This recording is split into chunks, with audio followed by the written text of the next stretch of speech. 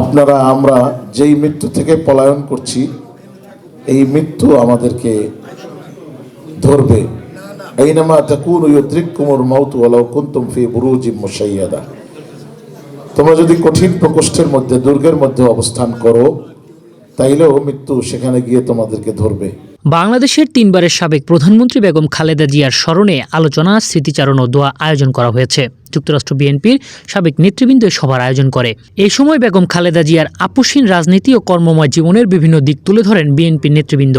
সভায় বিএনপি ও সহযোগী সংগঠনের নেতৃবৃন্দ উপস্থিত ছিলেন। Madam Begum Khaleda Jia, she did it. After she died, you saw that all over the world, all over the newspaper, all countries see and morale and shocked.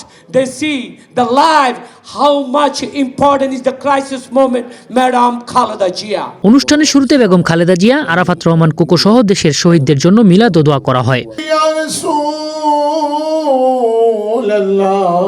মিলাদ ও দোয়া মাহফিল পরিচালনা করেন মাওলানা মুতাওয়াক্কিল বিল্লাহ রব্বানী ও ব্রুকলিন জামে মসজিদের খতিব মাওলানা আজহারি।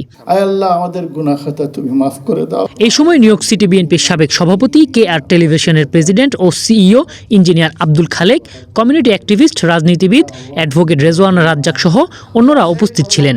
যে পরিবারের সমস্ত মরহুমিনদের রূহের উপরে আমাদের ভালোবাসা। পরে বক্তব্য রাখেন যুক্তরাষ্ট্র বিএনপির সাবেক প্রেসিডেন্ট আব্দুল লতিফ সম্রাট, সাবেক যুগ্ম সাধারণ সম্পাদক কাজী আজম সহ অন্যরা। গুগল সার্চ করেন আমাদের প্রিয় নেত্রী বেগম খালেদা জিয়া, গুগল সার্চে উনি এক নম্বর ব্যক্তি, যার জানা যায় লাখো মানুষের দল বসেছে। অনুষ্ঠানটি পরিচালনা করেন যুক্তরাষ্ট্র বিএনপির সাবেক যুগ্ম সাধারণ সম্পাদক ফিরোজ আহমেদ। প্রধান বক্তা ছিলেন যুক্তরাষ্ট্র বিএনপির সাবেক সাংগঠনিক সম্পাদক আক্তার হোসেন বাদল। আমি এবং আমান ভাই দেখা করলাম, আমান ভাই পরিচয় করাই দিল খিলগার ছেলে। তখন ওই পরিচয়ের মধ্যেই দেখেন how sharp she is, what is a memory, what a knowledgeable.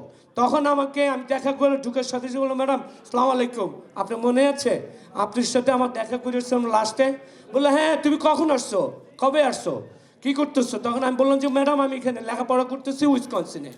তখন ম্যাডাম বলল যেখানে যেভাবে থাকো আগে লেখাপড়াটা করবে এবং আমেরিকাতে অনেক বড় হবে, সাকসেসফুল হবে, কিন্তু লেখাপড়ার দিকে মনোযোগ দিবে। বাংলাদেশ ও জাতীয়তাবাদের নেত্রী বেগম খালেদা জিয়া চিরকাল বাংলাদেশি মানুষের হৃদয়ে অবস্থান করবে বলে মনে করছেন যুক্তরাষ্ট্র বিএনপি নেতৃবৃন্দ।